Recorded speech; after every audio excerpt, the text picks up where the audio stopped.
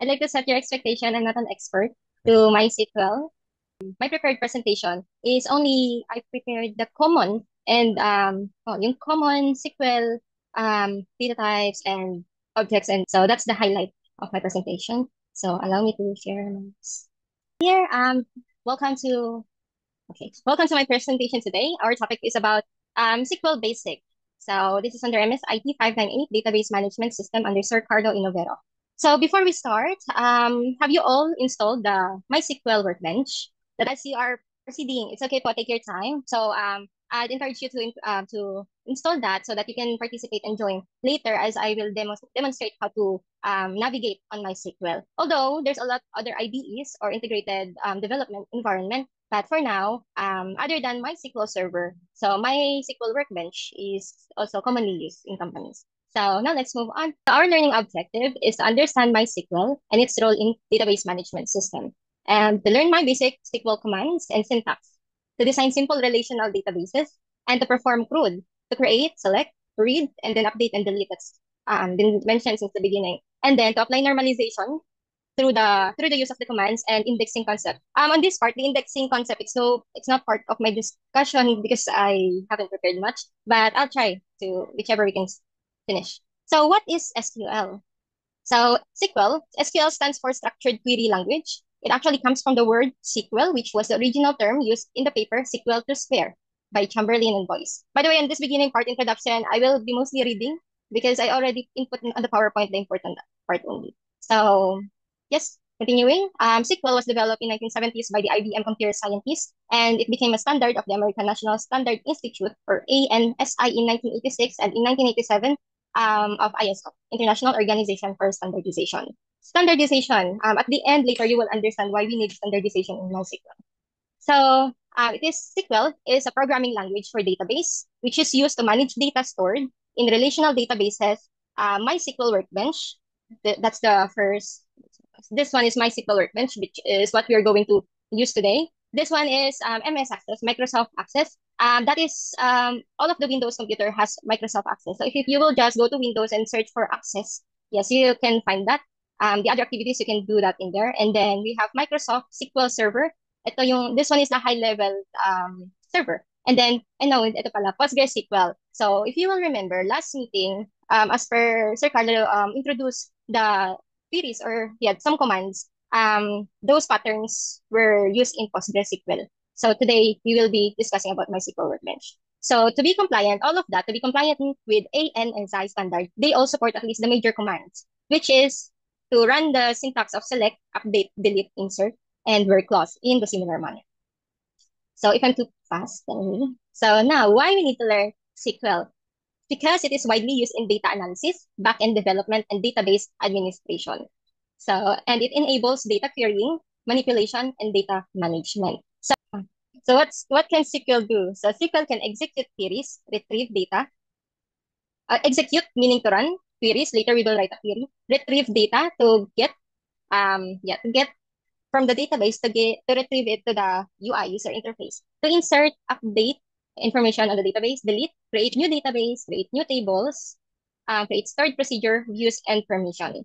Okay, so in this discussion, I haven't prepared stored procedure, but we will try. Set permission, this is also part of the discussions on tables, procedures, and views. Set permission to use cases. So is it for the public? Is it only for the administrator? Something like that. Now, this is the process to build a full stack system. To build a website that shows data from a database, you will need an RDBMS database program. So, which is what we'll do today. So, we will input the data on the RDBMS. And then to use server-side scripting language, and this is related to API.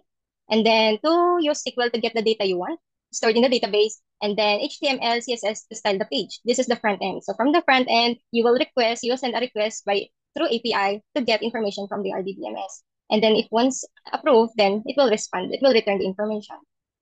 It's still complicated for now. So now, some of the most important SQL commands. So be familiar with this. Now, earlier, I discussed that we will execute, retrieve, and but the commands that we will use mostly in writing a query is select, to extract data, update, to update data in the database, to update existing data, to delete or drop data, insert to add more, new data, and then create database, alter to modify, create table, alter table, drop table, create index, and drop index.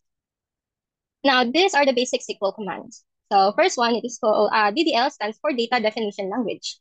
To create, alter, and drop, DML, select, insert, update, delete. So DDL and DML are together include commands. And DCL, this one is related to use cases to grant access or to revoke. And then TCL to commit and rollback statement. Now let's be familiarized first with the data types. So what is data type in SQL? So data type defines the kind of data a column can store in database table. Like for example, text, numbers, or dates. Why does it matter? Data type ensures correct data storage. So age is a number, ID as a number two, or we call it integer, like that. So also to enable efficient storage and faster queries to prevent invalid data from being inserted. Stopping letters to be saved in number field. You cannot save letters in number field because it will run error. So you must change. And then these are the common SQL data types. There's a lot of data types in your numeric type, string, and so on. But these are the common. First is integer or int. That is the syntax that we will use later. Int means it's a short for integer, meaning whole number. It's either positive or negative value. Decimal, fixed point number. For example, money, salary. So sometimes, for example, 10,000.99. So yeah, we are going to declare it as decimal. And then float, approximate decimal value, 3.5.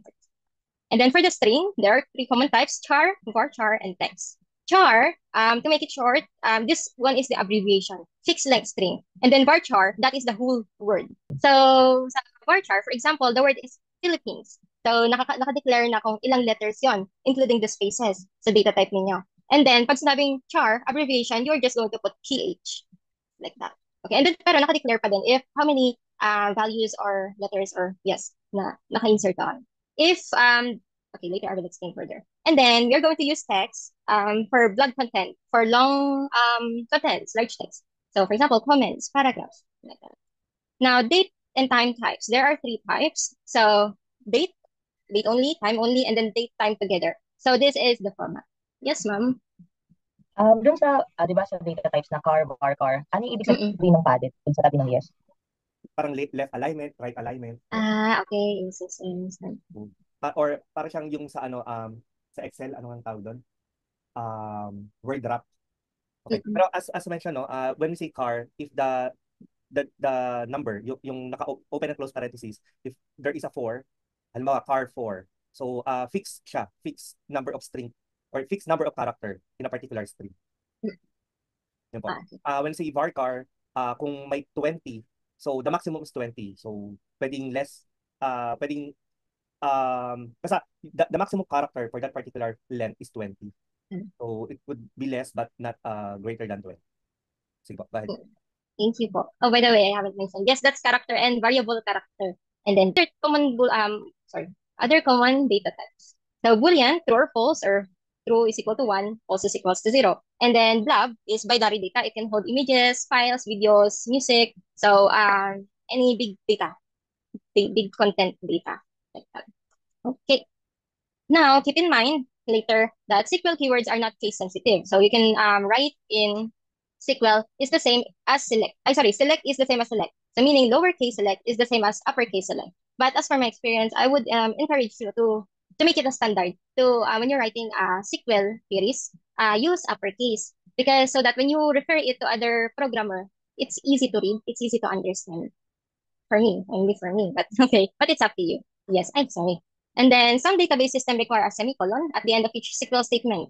So because semicolon is the standard way to separate each SQL statement in database system that allows more than one SQL statement to be executed in the same call to the server. So, for example, when you run your SQL queries and then you say, why there's an error? Everything is just perfect as fine and it's the same. Maybe you just didn't notice you didn't put semicolon. So yeah, little thing, but it makes a lot of sense. All right, now let's start with a SQL statement. First, okay, introduction to a creation of database statement. Okay, writing create database statement. So to create your own database in MySQL using create database, you can follow this. Okay, in the query tab, you can write there, uppercase, create space database, space, the name of your database. It's up to you. But this one is just a template. So you can put your last name underscore DB, or you can use MSIT underscore DB. And hindi siya, it's not required to use underscore DB. It's just, excuse me. So once the database is created, we can check in the list of databases using the show statement as shown below. Show database. So as you are preparing, I will show it to you. Okay, so once you have finished setting it up, you can just basically in standard they test connections here. So if it's connecting, you can just input your password, and then there must be a successful connection validation that will be displayed in the screen. So once done, double click this one and then input your password. I do not encourage you to save the password in the vault. Sometimes it causes trouble. So you'd rather input the password every time. Okay, so I mentioned you can input here, create database. Okay, query one, that's automatically open when you run your Workbench. Now, to create a new database, you can type in create database. And then, for example, I'll name it Davila. Okay, so this is what I put here. Davila underscore DB. And then semicolon. So there's another way. That's what I will teach you. So to create a new database, you can just click here. So this one is the 1, 2, 3, 4th button. Yung parang lata. Click that, and then you can change the name here to, for example, my last name, Davila underscore DB. So if you're following, just click apply or to cancel revert. Okay, you will not change anything. So let's click apply. So create schema Davila underscore DB. So apply. When it's successful, the SQL script was successfully applied to the database. Click finish, and then the action will be recorded here if it's all successful. If you created an error, later you will see it also. Then refresh. Ito, on the left side, on the schemas, I have created the new database. So let's double click it because that's what we will be using for this lesson. Okay, of course, we just have created, but we will not drop it. A drop means to delete a database along with all the data such as tables, views, indexes, stored procedures, and constraints. But we can practice this also. So, okay, okay, with the word drop, you must be very careful. Okay, yes, right now, it's okay, testing on your own environment with your own personal PC. But if you are already in the production, in the business environment, be careful with the word drop because as mentioned, it's cascading. So when you delete your database, all of the files under it, the tables, views, indexes, and stored procedures, meaning all the data will be deleted.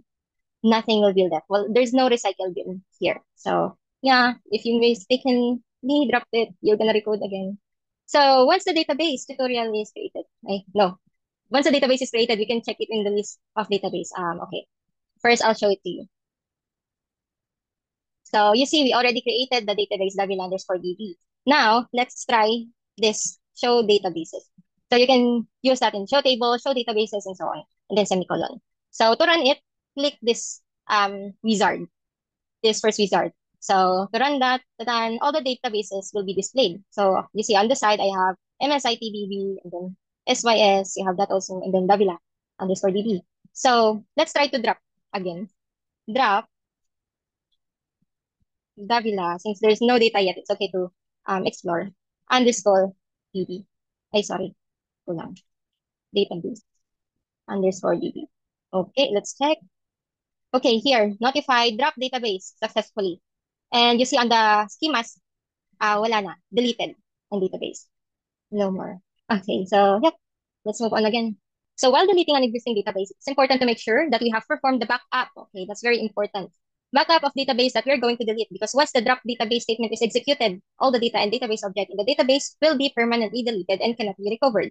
So it's also important to ensure that no other user or application is currently connected to the database that we want to delete. If you try to delete the database while other users are connected to it, then it can cause data corruption or other issues. So basically, when you encounter issues, it will take some time to recover, to revise the code again, or else you will create a new database again. But no, sometimes we just recode. So now DML statement, data manipulation language. So this is the first part that we will be discussing. Okay, so DML statement or data manipulation language is a subset of SQL used to manage data within database objects like tables. So here we are going to use the command select, insert, update, and delete. So as for example, below, select asterisk from customers where country is equal to USA.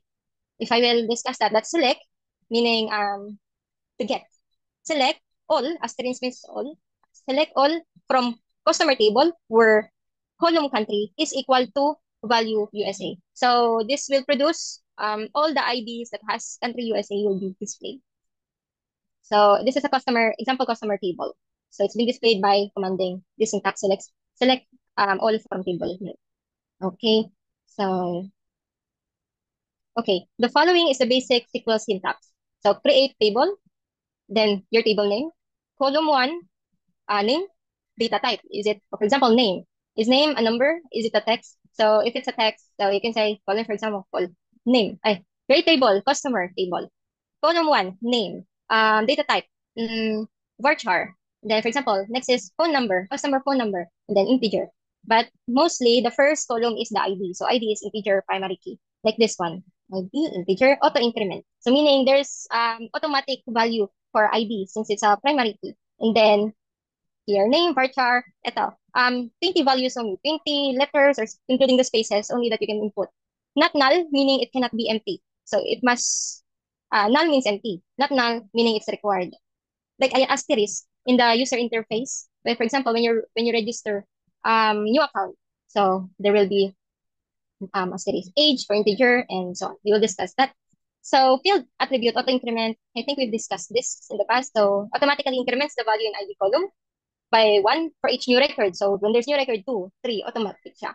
So, and then field attribute not null is being used because we do not want this field to be empty or null. So if user tries to create a record with a null value in that field, then MySQL will raise an error. Okay. So yeah. So now, keyword primary key. So it ensures that every record in the column is unique. So you can also use it for multiple columns by separating them with commas. Now, to rename a table, this is not commonly happening, but yeah, to rename a table, just use rename, space, table, the customer name, table name, to what do you want to change it, and then semicolon. For multiple, same, but just divide it by using comma, and then put it, and then end it with semicolon. Anyway, creating a table in SQL. So, are you guys ready? Are you there?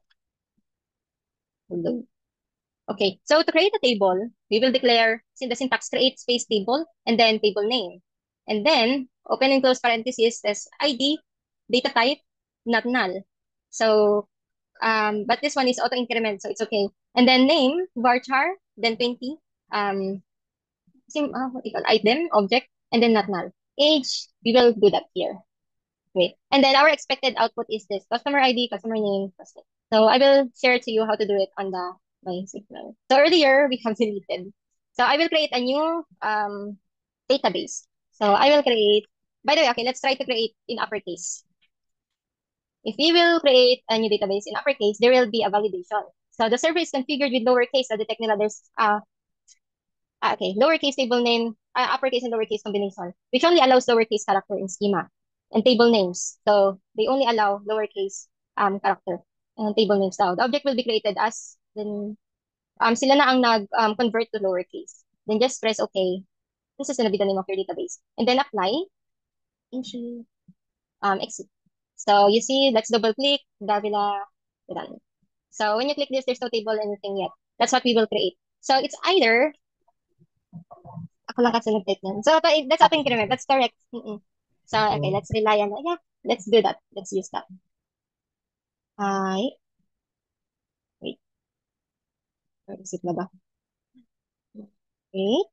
Wait lang po.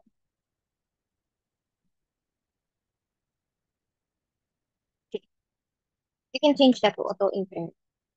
Okay. Okay. Why error? Underscore, auto underscore Yeah. increment. Thank you. I'm not relaxed.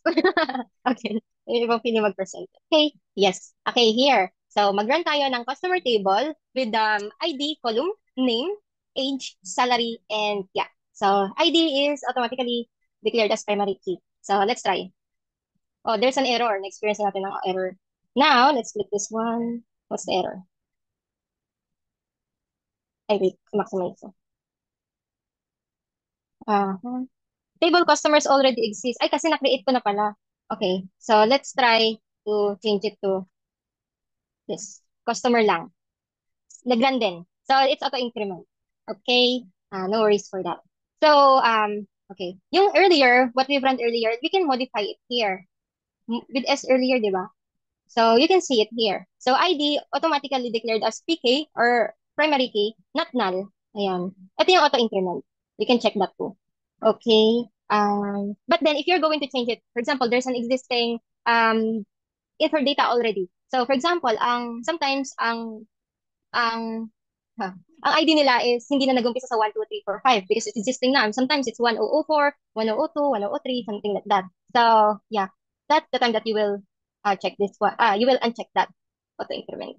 Okay, so meaning if may ma-add na bago, then mag-automatic count na lang yan. But then for this example, okay, we can check that. So, basically, dalawang customer na ang nagawa na. Nga ba? Oh, let's drop this. We can, by the way, you can right click that and then there's a lot more command here. So you can alter table, but then we will drop the second one. Drop now. Okay, so successful na siya. Where did we stop? So here on the output, okay. Sa customer, that's how we modify by clicking that setting yung parang tool. And then if you want, save pala muna, save. Ayan, apply. Tadan, finish. Okay, tapos, ito, if you want to display the tables, column. There you go. Okay. So, sa column table, naka-declare dyan, yung bar chart, 20 letters or with including the spaces. Actually, you can change that to 25 or something. But then it depends on requirement. That's the standard 20. Integer, and then character, maximum of 5, and so on. You can change that. Actually, address bar chart too. So, but then it's char. Yes po, Sir Carlo. Yes, Papa. Actually, yan yung parang GUI part niya or user interface. Yeah, you could modify it na. So, while modifying that properties, technically, we are altering the table. But at any rate, okay naman, that's the parang user-friendly interface. But if you want to change yung mga field na yan, yung mga data type na yan, technically, sa SQL statement, we could use the alter table. But anyways, while you are modifying the properties of the table, okay lang po yan. Basta at least, there are ways how to modify table. Okay, yun nga, kung hindi ka talaga gamay sa SQL statement, using this interface, we could modify the table. We could change the properties. Kaya katulad yan, address, dineclare mo as car, pero alam mo na varchar siya. The easiest way to alter it is to go to the properties of that table. Tama naman yan, ma'am. Okay, yes, opo. Sige po. Yes, but Yeah, if there's a lot, yeah. But if there's okay, so because we're just beginning, but if there's like 1,000 data to work on, it's much easier to code. But then, yeah, I'm just teaching you to navigate on MySQL Workbench. Please correct me also if there's, may kulang. Yes, and yeah, thank you, Sir Carlo, for adding. Yes, by the way, MySQL Workbench for database is we call it pang front end because the user itself can edit, parang it's user friendly. But then the other version like Microsoft SQL Server, yan. I do not know actually how to access, how to navigate the PostgreSQL. Yes, Ma'am Princess. Hindi na na-change yung sa address na pwede siya maging varchar. Yes. Actually, pwede yan. Okay, we can change it to varchar. Okay. Could not set new data type. The given data type varchar contains error. Okay. So, wait, hold on. Why? Varchar. No, because there's no value. You put 25. Ayan, ma'am. When there's parentheses, meaning you need to input how many values will be inputted. Yeah. Thank you. No problem. Okay, so we've created table with the actually this is columns and table. So I will reshare so we will not get out track. So insert query, this can be used to insert records within specified table. So earlier we created table for customers, and then there's ID, name, age, address, salary. We will just input a query. Insert meaning we will insert information to the value. So this syntax is for the query. Insert into customer table for ID, name, and age, and so on. Values. Okay. And then close the parenthesis, walang comma, space values, and then open and close parenthesis, value 1. For example, ID number 1. Tapos value 2, name, value 3. Kung ilan yung kung ilan yung column, dapat ganun din equal to the value. And then end it with a semicolon. So example query is this. Okay. Ito. So insert into customer table here. The ID name, age, address, salary. And the values will be ID 1, name Ramesh, age 32, address is, we just put that there, and then salary is 2,000, decimal. So if we run that, and with semicolon, and then divide it with a comma. So when we run that, there's an error. What's the error? You have an SQL syntax. Okay. By the way, you can hover here. So it's either here. No, you can hover here. Error code 1064. You have an error in SQL syntax. Check manual that corresponds with MySQL. At line 1 here. Sige. So, and then ID. Name, wait. ID, name, age, salary. Ah, yes, sir, Carlo. Hello, ma'am. Actually, let's try to, because we define ID as auto increment. Maybe we could try to remove Ask it. Okay. then Sorry. try to remove yung number. Anyways, by syntax, insert into. The first is insert space into, then space the table name, which is in this case the customer. Then we could list, okay, the fields that we want to insert a particular value. Okay, in that case, I think name, age. Ma'am, could you please go back with the Ay, sorry. ayan. Okay. Yeah. So we have name, age, address, and salary. Ayan. Kung papaano nyo in-arrange yan doon sa definition ng yung open and close parentheses, ganun din po dapat ang Yung pag-insert ito. ng value doon sa yung sa values, no? Ayan. Since we declare ID as auto increment, so most probably the SQL will generate automatically ID. Number, yes. So we could remove, try to remove the ID acts doon sa definition. Then mag-start ka ma'am sa name. If you notice, yes, also. try to remove the ID, yung insert into customer, then delete the ID. Sir, inano ko na tinanggal ko yung auto Tinanggal mo increment. yung auto increment. Okay. Sorry. Kasi, paano muna tayo doon tayo sa mahabang Let's version. have the basic. Yes. Okay. So, auto increment, yun po pag naka-auto increment alisin nyo na yung numbering. So, automatic start with the name, age, address, salary. Like how Sir Carla have said. Let's try if it's going to run. Yeah, nag-run. So, if hindi ikaw ang po-provide ng ID, then you can check the auto increment like what I've done earlier here. Yan yung naka-check earlier. Kaya it's not needed to put ID or the 127. But then I have unchecked it and then apply and save. So it ran. Now we will reload. So earlier yung table is ganyan lang. Ay, sorry. Earlier yung table wala pang laman. So when we run it now, yeah, it will run with the values. Okay. Ma'am, sorry. Let me answer Mr. Michael. Paano daw yung auto increment pag hindi nag-specify ng column? Sir, yung ID, kung hindi siya naka-auto increment, we have, at siya ay primary key. Remember, that is the primary key. Yun lang ma'am, no? Could you please check ulit yung ating yung table properties. So, Okay. if that is a primary key, so not null siya. But kung sinet mo kasi auto increment, pag sinet mo kasi siya as auto increment, you don't need to put a value for that. Kasi nga, naka-automatic siya eh. At since that is an integer, auto increment, so magka-counter lang yan, 1, 2, 3, 4, 5. As mentioned nga last time na, ano yan, parang, that's the easiest way, or sorry for the term, pangtamad na ano yan. Pero, assuming that you have nga yung parang, yung mga resibo, auto existing data. Yan siya eh, di ba? Nagets ba? Hindi mo na kailangan specify, as mentioned nga, doon sa definition niya na insert into, pwede ka na mag-start sa name. Kasi yung ID, automatic, kung naka-auto increment siya, magkaka-value na yung ID. Nagets ba, Sir Michael? Basta as long as yung definition mo ng pagkakasunod-sunod ay okay. Halimbawa, name, age, address. Okay? Yun lang lagyan mo kasi dito yung address tsaka salary, pwede siya magkaroon ng null value. Ma'am, try to code. Balik po kayo sa SQL, sa query yan. Since you Anong code siya? Ayan, yan ay naran na niya. So therefore, naka-value na yan lahat. Pag nirerun mo ulit yan, magkakaroon ka ng error kasi nga unique value dapat yung ID. Pero kung wala yon, tatanggapin niya yan. Technically, mauulit yung data na yan pag nirun po ulit siya. Ayan. Pero kung try to blank, siguro ma'am, try to delete that, yung or let's have another value. Sige po, try to delete. Okay. Okay, so sige po, remove it, yeah. For example, so 7, 8. example, yeah. So we have 8. Or ma'am, try to use 7 kung may 7 ka lang. Pakita lang natin. May 7 na, sir. Try to input 7 and run. So pag niran mo siya, error yan kasi nga nag-e-exist na yung column, yung primary key na 7. So mag-error siya. Pero pag try to change it to 8, okay. Yeah. Tapos ma'am, delete mo doon sa definition mo yung address at salary sa taas. Address and salary. Yes, try to delete it. Okay. Yeah, okay, I didn't. Yeah, ganyan lang. Yes. So, acceptable ba siya? Yes, acceptable siya kasi yung value na inano mo kanina ay, ang tawag dito, null. So it could At accept line 3. value. Ay, wait, may comma kasi sa Ika kasi yes. Wait, semicolon, guys. Okay, Ayan, so one row there. of X. So if you will check the table, na-insert po yung data na yan. Ayan. Yes. Nagets So, mo? since null, hindi siya required na magkaroon ng information, but it's optional if you're going to add it. Pero ito, not null. So, Another example, ma'am, we could also insert into without defining the field. Kaso risk yon. Dapat kasi kung paano mo in-associate yung pag-declare yan. This is the table, right? The first column is ID, the second column is name, the third column is address, the fourth column, the third column is age, fourth column is address, and the last column is salary. Pwede rin naman ka na mag-ano ng insert into, try mo, ma'am. okay po.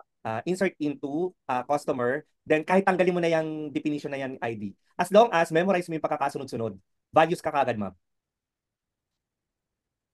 Values. Yan, then open parentheses. Tapos yun, sunod-sunod lang siya. Ay, sorry, Carlo. Ano nga yung muna? Wait. Age. Okay. Yung mga values, as long as yung pagkakasunod-sunod ay tama. Okay? And yung kung paano yung name, ito. Ayan. Ganyan nyo din siya tatawagin. Okay, hold on. Tapos, age. Okay. Diyan. Hindi lumabas na siya. Let's reload. Ayan, lumabas na si Sir Carlo. Okay. Okay, so, kailangan i-call out talaga yung column, whichever kung saan sila masasave. And then the values. Ayan. All clear? Let me clarify lang. So, baka in this case, hindi siya nag-run. But yes, maybe in some RDBMS, we could insert a field without calling the field name as long as nga na sunod-sunod yung pagkakalagay natin. Pag kompleto. Ay, let's try nga po. Wait lang. Address. Ma'am, try mo. Actually, Sir. Try ko po yung kompleto. If mag-work. Okay, wala. Then, ito. And then, let's remove this. If it will work. Customers. Ay, talaga. Ay, duplicate. Okay. Yeah, okay. Okay, nag-run siya. Let's check if lumabas na dito. Ayan, lumabas siya, sir. Tama po. Basta kompleto yung lahat ng values.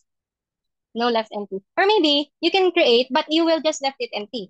Put space. And then, yan. But, nasa may colon, may ano ma'am, may yes po. Parang may, apostrophe yun. Pwede. nakita ko yun. Ang alam mo yun, ng pieces. Sa mga toilet. Ayan. Yan. Okay. You cannot leave it empty. So, hindi siya nag-run. Incorrect decimal value. Kasi decimal lang. So, you can either, bakit ka nakatanong? Ayan. Leave it 0, 0. Ano nangyari? Ayan. Okay. At least kahit 0 sa decimal value. There. Is it clear na po? Okay na. Insert query. So, we've done this inserting. By the way, this one is inserting query but code. So, okay, we've done this one. Before that, I'm actually gonna teach you another way. Either code like that, or, exit natin pa, no? Or, ay, gumalaw ng mouse ko. Okay. Ano ako. Or, dito, yung setting, yung tool, pindutin natin yan. And then, here, you can add another. So, for example, if you wanna, customer kasi ito, no? So, for example, mag-leave ka ng note. So, and then, note is what? What is note? So, you can just leave it varchar for now, 45. Tapos, not null din kasi hindi naman siya important. So, that's another way to add column, okay, without worrying how to code using that. So, and then just apply, finish. Okay, select asterisk from, yan, customer table. So, hindi pa rin siya nag-run. Bakit? With S, ma'am. Okay, kasi, tama. Sorry. Spelling matters. Done. Yan. So, you can either call it like that, or, click mo sa dito. Table, tas ito. Yan. Okay, so that's two ways to view kung ano na yung mga data na input niyo doon. Okay. So, like that. To drop a column is in an existing table. We use the alter table command with drop clause. So, the syntax is alter space table, plus call out the customer, the table name, customers, drop the column name, semicolon. So, and then, another way when adding a column, alter table, customer, space, add, tapos yung name ng table, and then yung variable, data type. Okay, so let's verify. Okay. Alter, kasi wala pa tayong alter table, customers, add, ano ba? No. Drop pala, sorry. Outer table customer drop notes. Semicolon. Tingnan natin. Ayan. So, na-drop na siya. Let's refresh this. Siya, okay, nag-drop yung notes. Meron na tayong insert data. Nakagawa na tayo ng table, column, at naka-insert tayo ng value. And then, we also have discussed in dropping the column and adding a column. Now, let's retrieve all fields. You can do that also. And then select. Using select, statement is used to fetch, to get data from database table, which returns this data in the form of table. So it's called result sets. So returns all matching rows, including duplicates. And it does not filter out repeated rows. So this one removes duplicate rows from the result. Only returns unique combination. So you can do that also on your end. So for example, select distinct. Okay. So for example, gusto niyo lang makita yung salary. Okay. So you can put in salary, select distinct, then I'm not sharing. Okay, I'll share. Select distinct, and then tawagin natin si salary. Okay, enter. Meron pala mga suggestion na ganun. From customer table, let's try. Ayan. So distinct, if you just want to focus on viewing, ito, salary only. So only returns unique combination. So walang repeated item dyan. Okay. Isa pa lang kasi yung table natin. Naturo ko na ba kung paano gumawa ng panibagong table? By the way, nalagpasan na kasi natin. So, gawa tayo ng panibagong table. So, from here, yung kanina, tinuro ko, di ba? How to create space table and then table name. Now, you can also create table here. Of course, if there's customers, there is a product. So, again, table, and then click create table. So, and then put in here the new table name. For example, product. So, first, if my customer name product. And then, of course, first one is product. You can either choose to make it camel casing, meaning start with small letter and then big letter na mag-start yung next one. Ang camel casing is like this. Yan. But then, I'm gonna put it big. So, and then this one is the primary key, and then, something not null. Product ID. So, syempre may product name, varchar, correct? Tapos, product price. Pag price, ano ba yan? Sorry. So, decimal. With not set nyo, okay. Kasi daw kailangan ng value dito. So, pag price, di ba, mostly mga, unless sumabot din ng million. Anyway, okay na yan. So, price. Ano na ba to? Anyway, okay. So, inot na natin. Tapos, apply. Okay. Pinalitan niya ulit ng lower cases. Tapos, kimain yung mga table names to product. Hindi sa capital letter P, mag-small letter siya. Tapos, ito na yung i-run natin to create new table. Refresh sa schema. And then there, we have a new table. When we run that, yan. So, ito na yung column. Wala pa. Ulitin lang ulit natin yung ginawa kanina. Let's call on, since nasa select kasi tayo, no? Insert into yun, di ba? Insert into, ito ulit tayo sa insert into. Inulit-ulit lang natin, guys, para memorize ko. Product. Um, wait, inulit ako. Ay, sorry. Name of the table. So, product ID. Actually, naantay ko lang may mag-suggest. Product. Then, value.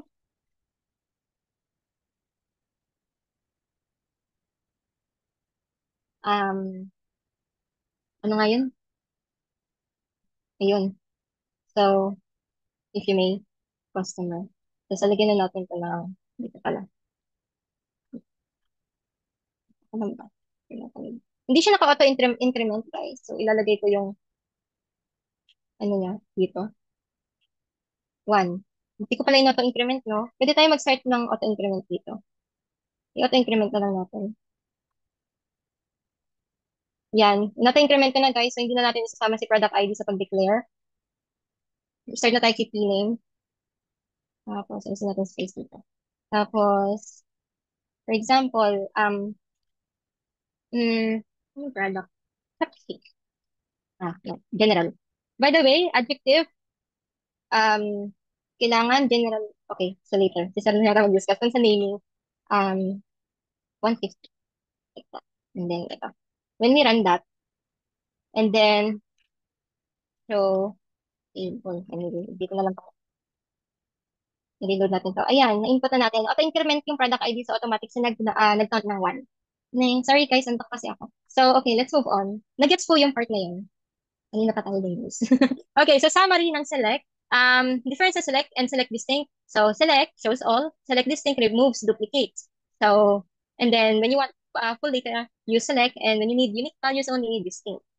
Select is slightly faster, select distinct can be slower, more processing needed, especially pag madaming data. Now count distinct, used to count the number of unique non-duplicate values in a column. Example, select count distinct column name from table. Okay, let's try. So, bibilangin niya daw yung unique values. Okay, let's do that. So here, ito, puro na to query na lang. Hindi na to napipindot-pindot dito sa workbench. So, select distinct column name. Anong column name? Since wala pang laman yung table, customer muna tayo. Column name is name.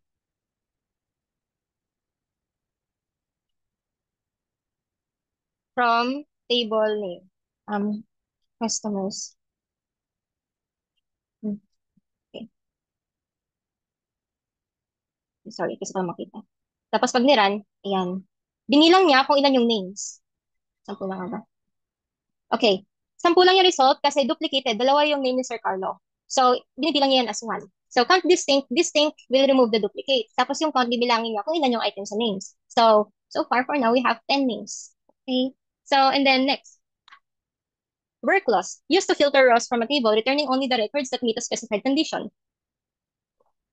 Select column name from table name, where condition. For example, where select all data from customer table where country is equal value to Mexico. The where clause is not only used in select statement, it is also used in update, delete. So we can say update column name from where condition or delete column name from table like this and then where condition. We will do that. um, hindi ko na napakita to. Ay, sorry. Okay, ito yung kanina sinasabi ko, select count distinct name. So, yan yung result. Since kasi, dalawa yan ni Sir Carlo dito. So, 11 to, pero 10 lang yung nag-count. Next is, Control A, B, select column name. Anong name? Address. Isa lang. Pero pag dalawa, just divide it with the comma. And then, from customers pa din. This one, I'm using lowercase na kasi I'm just calling out the name of the column. Anong condition? Wait, customer. Ang lagyan ko sa address. Okay. So, i-ano natin to. Ang condition ko is where address. So, dito is equal to Delphi. Delphi. Tingnan natin. Ayan. So, lahat ng ID na may Delphi na address will be posted. Okay. So, to retrieve selective fields, select ID, name, address from customer. So, I think nagawa na natin. We can do this also. So, ito, using kasi the select. Select. So, just call out kung ano yung column, ID, name, address, and then from customer's table, from the table. So this retrieves only three column field, which is ID, name, address, present in the customer table. Wala siyang sample. Meron siya. Hindi lang nakikita. So here, select ID, name, address from customers. So ang madi-display lang is yung ID, name, and address. So, naalala niyo yung normalization na N1, N2, N3. So, yung CRUD, pwede natin gamitin yon to display only kunyari, N1 only, N2 only, or N3 to remove duplicates. Drop tables and columns. So, to delete the categories table permanently. So, just use drop space table and then table name. To delete existing records in the table, use this query delete from table name per condition.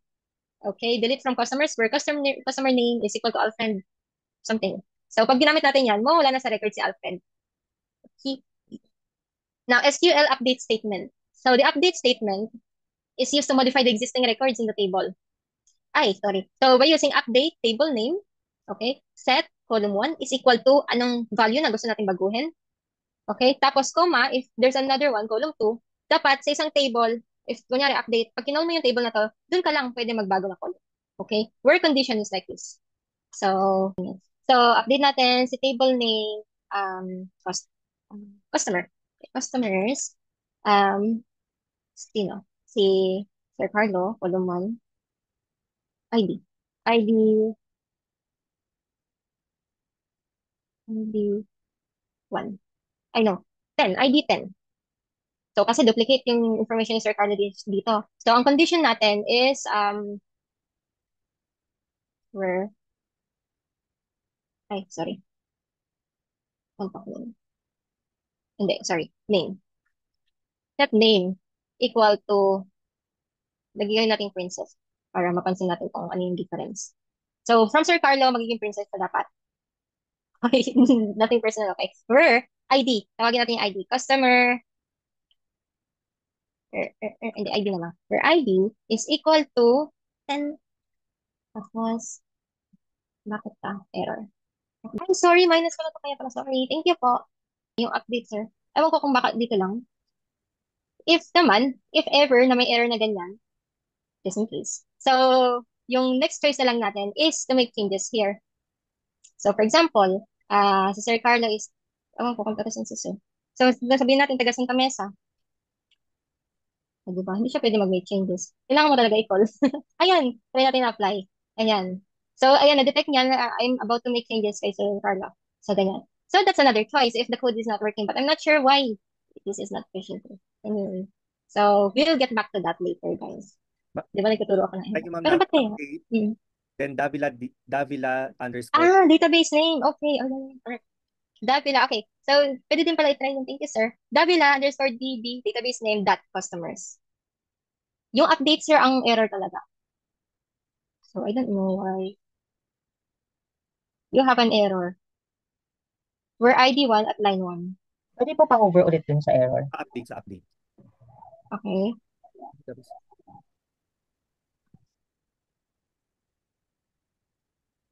There's something wrong with your update. With the ID. The update.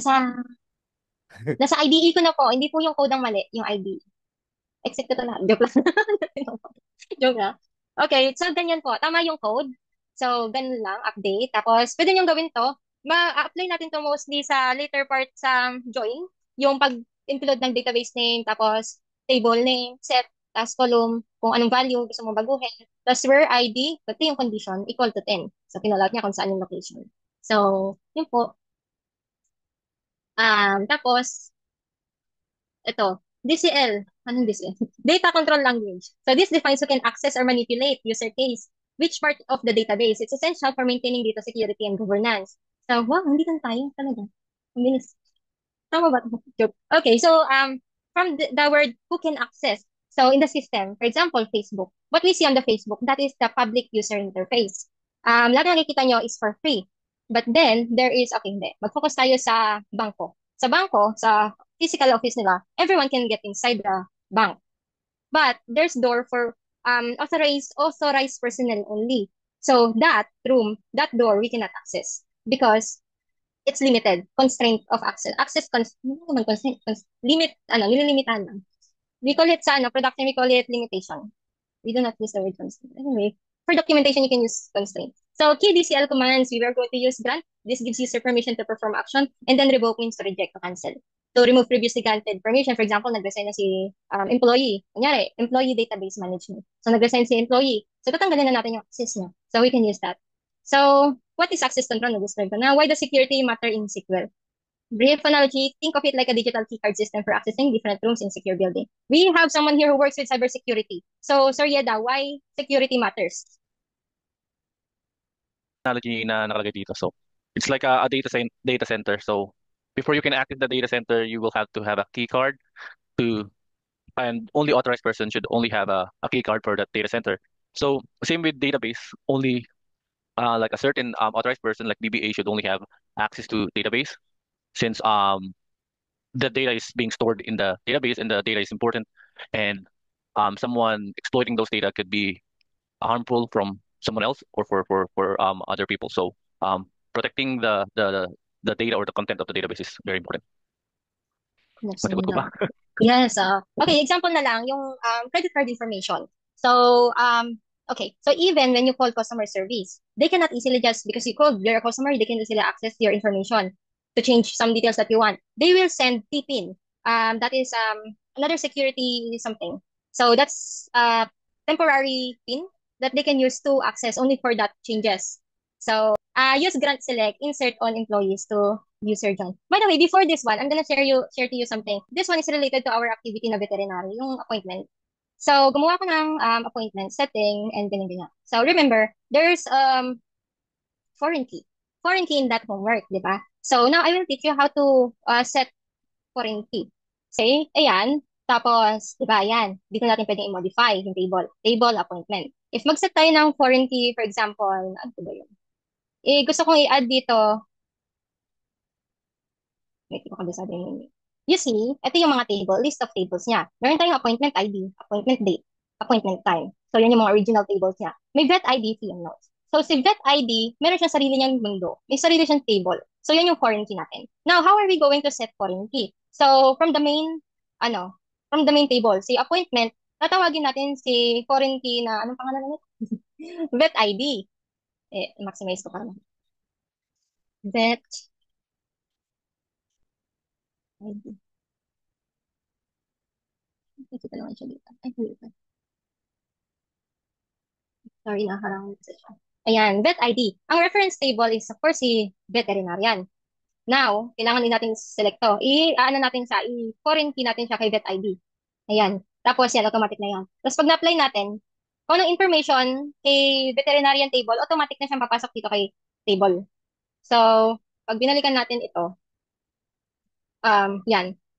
Hindi ko siya ni-natnal. Kasi, basta kung may information si vet, yan, gaano siya. Nagets po?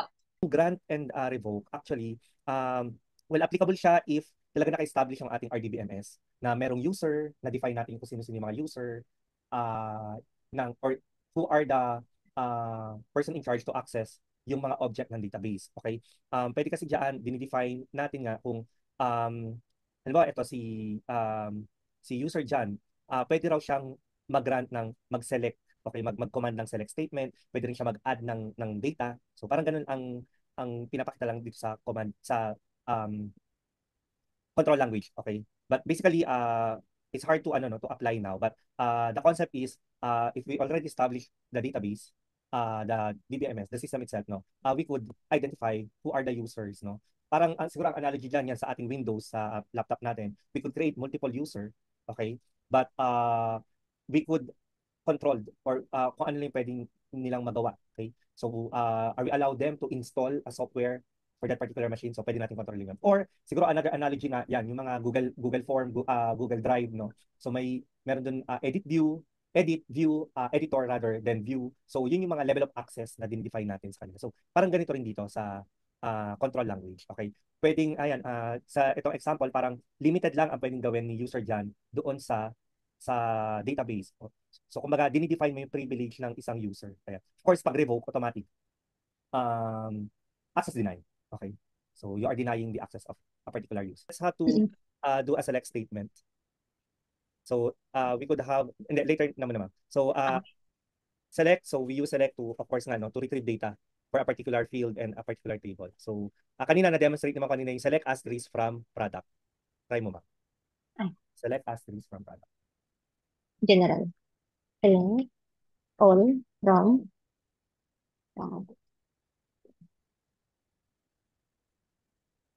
yan po, nag-display na ko lang.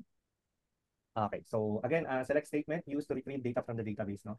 The syntax usually is select, then the list of column, then from, then the list of table. Ayan. Then we could also use where condition. Ayan. Sige, isa-isahin muna natin. So try lang natin i-manipulate. So halimbawa, select, then product name. Okay, yung product name, dapat kung paano yung pangalan, no ma'am, walang quotation. Kung ano yung field name, yun na po yun. Select product. Ito, sorry. Okay. Product name. Yeah, maganda dyan sa ano mukhang dinidisplay niya na eh. Product name, product underscore name. Yeah, comma. Then, halimbawa category. Then, comma, price. Yeah. From, ayan, from product. Yeah, so, try to run po. So, it will be displaying kung ano yung mga field, okay, na sinelect natin, i-retrieve niya po yun. So, yan, that's a classic example. Nakuha po. Now, later na lang yung mga multiple table ha. Basic lang muna tayo. Ayan. So, we retrieve data from products. So we want to retrieve product name, category, and price. Now, try to ma'am, interchange yung category tsaka yung price. Papalitin niyo. Okay. Okay, kung paano natin nililista yung mga field, ganun nga rin po yung i-display. Kaya kung natatandaan nyo last time sa table, yun, the arrangement of column is insignificant, sabi niya ganun. Kasi nga, pag nag-retrieve tayo ng data, pwede natin siyang i-arrange. Nagets po, guys? Yeah. So next siguro yun, that's the basic select statement. Let's try to apply. We want to change name. Halimbawa yung product underscore name, papalitan na lang natin ng product name. So wala yung underscore. Ma'am, after ng product name, mag-space ka lang. Space. Tapos AS. So we use AS to rename. Tapos quotation yan. Diyan ka maglalagay ng quotation, ma'am. Yan. So product space name. So we could rename then yung kasi nga to enhance readability rin. Kasi tayo sa end user, hindi naman natin bakit may underscore siya, di ba? So pwede natin yan palitan. Sige ma'am, kung gusto ma'am, item name. Try to item name. Space name. Sige po, try to run. Ayun. Kung napansin niyo sa baba, napalitan yung column name. Nakuha guys. Kasi ito, kanina nag-change tayo ng mga value, pero ito, fixed value yan. Hindi yan napapalitan. Okay. Now, also we could have mathematical operations. Okay. Halimbawa, di ba meron diyang quantity kanina? Ma'am, try nga po yung, I think may quantity na, yeah, may quantity. Meron siyang quantity na column. Ayan. So, for example, we want to know, so halimbawa yan, si laptop Pro 15, meron siyang 10, may available siyang 10 at ang price niya ay 79,000 if I'm not mistaken po. 74. 74,000. Okay. Let's try to compute. For example, we want to know how much ang magiging sales natin pag nabenta natin lahat ng product na yon, yung laptop na yon. Okay? So, or lahat ng item na yan. Particular lang muna ako sa laptop ha. Sige, select product name. Ay, sorry. Item name. Product, ma'am. Product name. Okay. Di pala natin yun. Yung rename nila, we use as or alias, pinapangalanan lang natin siya. Pero again, sabi ko nga, never natin mapapalitan yung characteristics ng mga fields. Nagets po? Ayan. So, product name, comma, price, then comma, quantity. Guys, sana lahat kayo ginagawa nyo rin siya habang nagde-demo si ma'am. Comma, ayan, pwede mong ulitin yung isang field. Halimbawa, quantity times price, comma, quantity times price. Copy-paste mo na lang. Ay, sorry. Tama yan, ma'am. Tama yan. Hindi. Ito na. I-comma ka ulit. Okay. Ulitin ko po. Mag-open Okay. parenthesis ka, ma'am. I-group lang natin para makita natin yan. Quantity times price. At rate ka. As, ayan, lagyan mo ng, ay, wag dyan, ma'am. Sa labas na ng parenthesis. Okay, sorry. As sales, kunwari. May quote and quote, sir? Yan. From product. Wala pa, ma'am. From product. Ay, sorry. Mali kasi. Basically, di-display niya lahat. Ayan. So, okay. Pero gusto lang natin yung laptop. So, where? I-next line mo na lang yung from, ma'am, para for readability. Where? Ano nga yun? Product underscore name. Ayan. Ito guys, ito ngayon, gagamit na tayo ng conditional statement. Usually, ang conditional statement nasa where clause. Equal. Ayan. Ma'am, yan, yung laptop Pro 15. Yon din. Pagka nasa work clause, dapat exact siya, exact item, or exact word ang aanihin natin. Nagets po ba guys? Yan. Try to run. Mag-display lang dyan ay yung yung where, we use where for filtering naman. Ayan. Nagets po yung logic ng select from where. So we use select to list all the column. We use the from to saan natin nire-retrieve na table. Ayan. Yung where for filtering. Ayan. Anything na merong laptop Pro 15. Yun po yung condition na fini-filter niya na. So we use where for filtering. Ayan. So sa where clause, nag-apply tayo ng mga conditional statement. Not only conditional statement, we could also do mathematical statement din dyan at saka yung logical statement. Ayan. So yung where naman for filtering, ayan, doon sa data na binigay ko, isa-isahin natin i-run. Okay? For example, we want to know what are the products with quantity between 10 and 30. So ibig sabihin, ano-ano ba yung mga produkto na merong quantity between 10 to 30. Ayan. Sige ma'am, balik ka sa text box natin or sa notepad, meron na po dong statement. Okay? So parang tatanungin ka ng manager mo, Ma'am Tiffany, what are the products or can you list all the products na merong 10 to 30 items, parang gano'n, no? Or 10 to 30 quantities. So, we are now converting nga yung query, okay, into an SQL statement. Okay? Yan. Yeah. So, Yun. may error ka dyan. Ano daw yung error? Quantity, Sige, try nyo po.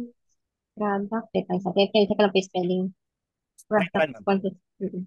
Ay, okay. Ayun na, nag-display na siya. So, ibig sabihin, ayan. So, yung mga din-display niya, kasi nga retrieval lang talaga eh. So, those are the items na may less than, or sorry, from 10 to 30. If you check it, pero syempre, ang hirap, no, kung iisa-isahin mo siya. So, technically, pasok siya doon sa range. Now, may ginamit tayong isang predicate, yun nga, yung between. Okay? So, we use between kung maghahanap tayo ng value na may range. So, in our case, ang syntax niya, we use between space, the lower limit, and, yon the upper limit. Yan. So, ganyan po. Nagets po ba yung output ng between? So, again, sa where clause kasi, nag-filter na tayo ng mga information. Sige, let's try to have in. Ayan. Yung in naman, parang we want to know na parang ito yung hahanapin niya. Dapat doon sa i-display mong mga category, dapat meron siyang stationery at furniture lamang. So, that's the query. Yun. Ma'am, doon sa text box, nandun na rin naman ako. So, for example, ano-ano yung mga produkto na ang category ay furniture at stationery. So, in this case, we retrieve the office chair as furniture, notebook, and ball pen as stationery item. Okay? So, we use in, kumbaga, meron ka ng list of items na gusto mong i-retrieve.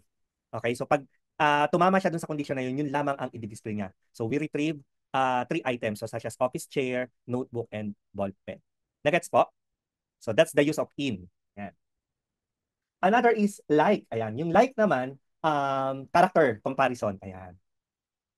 Sige, let's try. Tapos meron siyang ano, no, arbiter na tinatawag. Ayan. So, we could use percent or we could use underscore. Ayan. Sige, try po natin yung example na doon sa ano natin. Ayan. Diyan, yung smart. Okay, ibig sabihin ng percent, yon yung mga may, basta di ba may smart, tapos percent. Yung after, yung percent, ibig sabihin, kahit ano na yung sumunod. Ma'am, try mo ilipat yung percent sa unahan. So, ibig sabihin, ayan, word muna, tapos smart. Laging dulo yung smart. Ayan, so walang product na nagtatapos sa smart. Nagets po ba? Or pwede halimbawa, A percent. Try mo lang, ma'am. A percent. Ibig sabihin, lahat ng product na nag-start with letter A. So walang product na nag-start with letter A. Yon. So, parang pinifilter niya yun, no? Sige, ma'am. L nga, ma'am, kasi meron tayong product na laptop, di ba? Ayan. What if small letter L? Case sensitive po siya. Mm-hmm. Or pwede rin naman, percent A percent. So, ibig sabihin, lahat na may item na nasa gitna yung letter A. So, okay, that's the problema use dito of the percent. Okay, ayan. So, nasa gitna yung letter A. Ayan. Kung gusto mo naman, we use the underscore. Yon, very specific siya sa position ng character. Pagka underscore ang ginamit natin. So, very specific siya doon. Okay? Yun po. Sige, next. So, yun po yung gamit ng like. So, yung like, we use it for string comparison or string. Yan. Okay? Sige po. And I think the other application is yung comparative or comparison operation. So, alam naman na natin yung greater than, less than, equal, greater than or equal to, less than or equal to, not equal to. Ayan. So, those are the comparison operations. So, dapat i-display lang niya yung mga yung list pag na-satisfy niya yung condition po na yun. Ayan. Sige, let's try to have yung isang example. Sabi doon, yung total value, tama ba? Mm-mm. Okay, Pag so, mag-display ano? yung greater than 10,000. Parang, okay, yung quantity times price, dapat greater than siya sa 10,000. So, yun yung kanyang i-retrieve. Okay, so parang ang sinasabi diyan or the query is list all the product that could have an inventory value of greater than 10,000. So parang yung kaninang ginamit natin kanina, no? So ibig sabihin, halimbawa si laptop, ayan, so ang maging inventory value niya kasi is 79,000 po ba or 799,000. Sorry, no, medyo maliit. Ayan. So greater than 10,000. Okay? So yun po. Kahit kokonti siya, pero kung ang inventory value niya ay greater than 10,000, yun po ang i-display. Nakuha po? Then yun, may application na siya ng as. Ibig sabihin yung nirename niya, no? Yung kanina, trinay ko yan kanina, di ba? Yung quantity times price. Yan. What else? Yan. So, that's the logical operations. How about, comparison operations. How about logical operations? So, meron tayong and or not.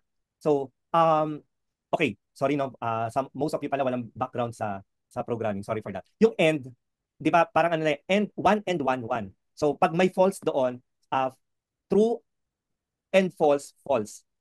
Nagets ba? False and false false. False and true false. Nagtutrue lamang siya pagka parehong true yung inaano natin no. Yung boolean yung logical operation. So end po 'yun. Yung or naman either lang siya. So pagka true or true, true. True or false, true pa rin yun. False or true, true pa rin siya. False or false, false. So, nagpa-false lang siya pag dalawa input mo ay false. Pag end, magtutrue lang pag dalawang input ay end. Obvious yung not, inverter siya. So, not true, obvious ang output false. Not false, ang output ay true. Yan po. Sige, let's try to have that. So, ang inaano rito, no, sabi diyan, parang ang sinasabi dito ay, kailangan ma-retrieve mo yung category electronic at the same time, less than 3,000 pesos. Or, ayan, may isa pang or. Yung category ay appliances and ang quantity niya dapat ng appliances ay greater than or equal to 10. So basically, dapat ang maging output niyan ay dalawa. Kasi may or ka, no? Electronics tsaka appliances. So dapat pareho mag-display yun. Pero pag electronics, ang dapat niya lang i-display ay may presyong less than 3,000. Pagka naman ang appliances, dapat may quantity na greater than or equal to 10. Sige po, try to run it. Yan. If you notice, so electronic and appliances ang inano niya. Ayan. So, ang quantity ng electronics sabi ay dapat less than, ang sabi? Ang price ay less than 3,000. So, ang magkano ba price ng electronics sa Bluetooth speaker? 1,999, tama? So, less than 3,000 siya. So, kaya siya nag-display. Kahit na, sir, sabi mo, dapat, ayun, greater than or equal to 10 din, di ba? So, greater than 10 ang 30. So, yun po. Nakuha po yung logic.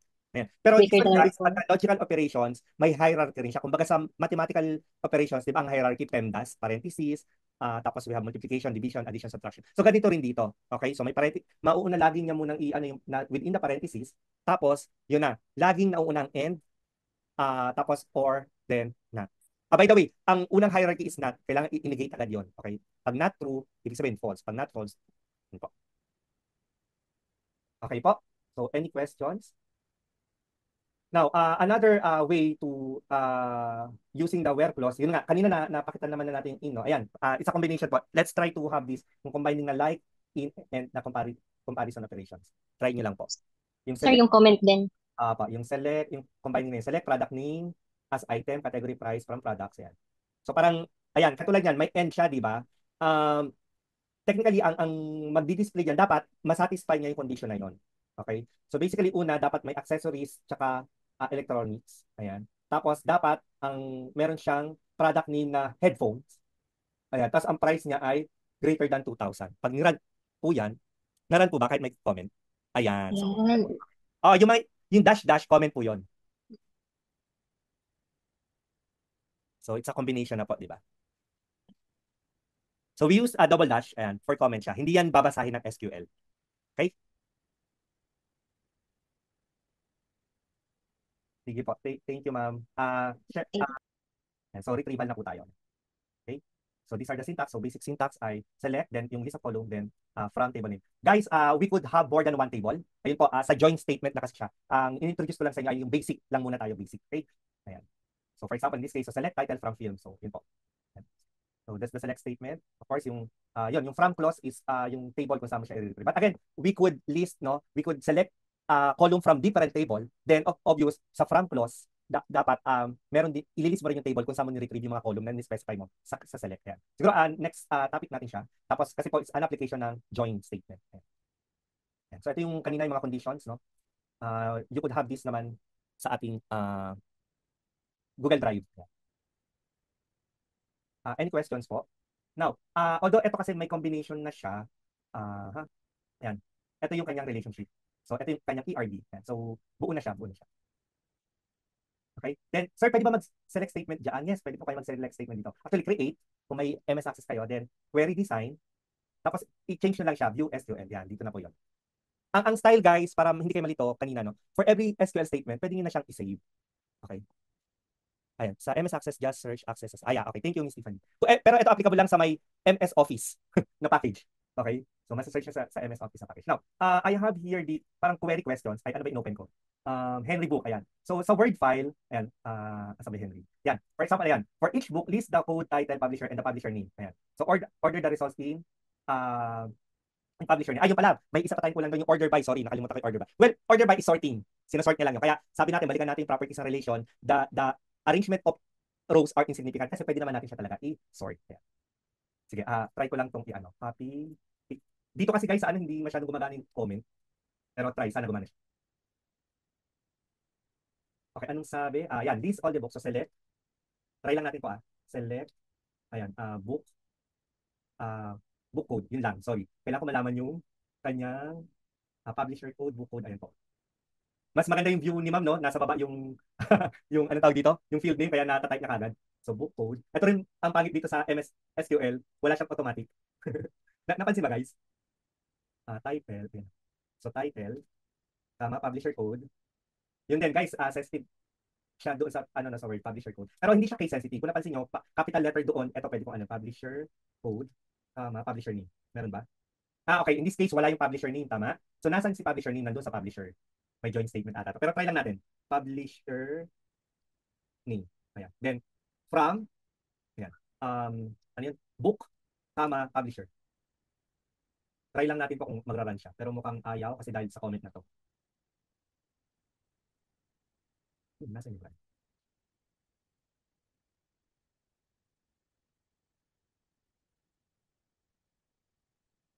Ayan, so may error. Publisher code would refer more than one table. Okay. If that is the case, kailangan natin ng, kunwari nasa book siya, no? Book, dot publisher code. So yon, i-specify natin yung column, yung table, tapos dot publisher. So, for example, itong publisher name, so dapat publisher dot publisher name.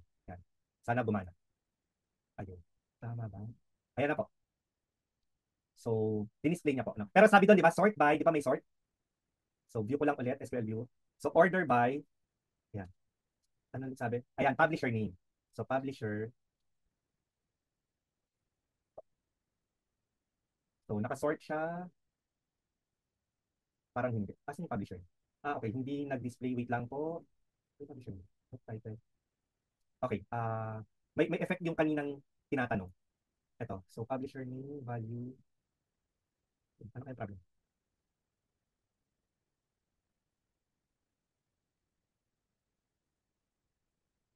Ito yung dinidisplay niya, no? Pero dapat, hindi nag-display yung publisher name, no? Wait lang, ulitin natin. So, publisher, check ko lang po yung publisher. Ayun, publisher name. So, dapat dito siya. Mukhang kailangan ko mag-join statement, guys. Sige, anyways, nawala. Kailangan natin mag-join statement. Select book code title. Balikan ko lang po ulit yung for each book list. Okay, yung book code, okay na tayo. Title, publisher code, and the publisher name. Publisher code and publisher name. So, kailangan ko ng publisher code is it, okay. Publisher code dot publisher, tapos publisher code dot publish dot book. So, dapat yun. Publisher where, mag-work class na lang po muna ako. Publisher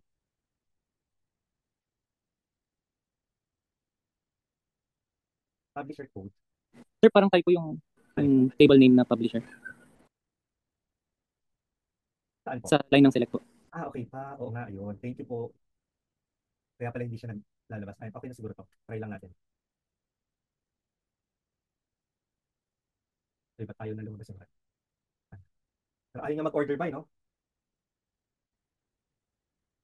So kasi actually when we use order by, dapat i-sort niya yung alphabetical order yung ano. By default kasi no, ascending order dapat ma-publish nga ito. Okay. Sir, bakit kailangan pa i-run ulit? Doon pala. Yeah. Publish. Kaya pala, sorry. Ayaw pa rin. So ano na pala? Ayun na. Dito ako nakatingin, dito pala dapat. Yes, naka-sort na siya from A to Z. Ayun. Nakita ba? Dito, but back sa title nakatingin. Dito pa, sorry, sa publisher name pala dapat yan. So, sinort niya na. Okay? So, that's basic ano po. So, ganun lang. Pero, pwede rin yan, pwede ka mag-web cross dyan, i-equal mo yung dapat yung publisher name doon sa publisher dito sa book. So, ganun lang. We could use this access, pero yun nga lang, no, medyo mahirap siya. Unlike kanina sa view ni ma'am, nasa baba yung table na, tama ba guys? Nasa baba yung table niya, kaya nakikita niya kagad yung mga field. Tapos, ang maganda sa MS SQL or sa MySQL, when you type the field, di ba nagsasuggest na kung anong tinatype mo or kung anong field na gusto mong i-retrieve. Yun lang ang medyo dito sa access, medyo mahirap. Ayan. So ito, try to answer this. Okay? Ito yung mga query, tapos yun, we could convert it into an SQL statement. Medyo lang siya talaga. Okay?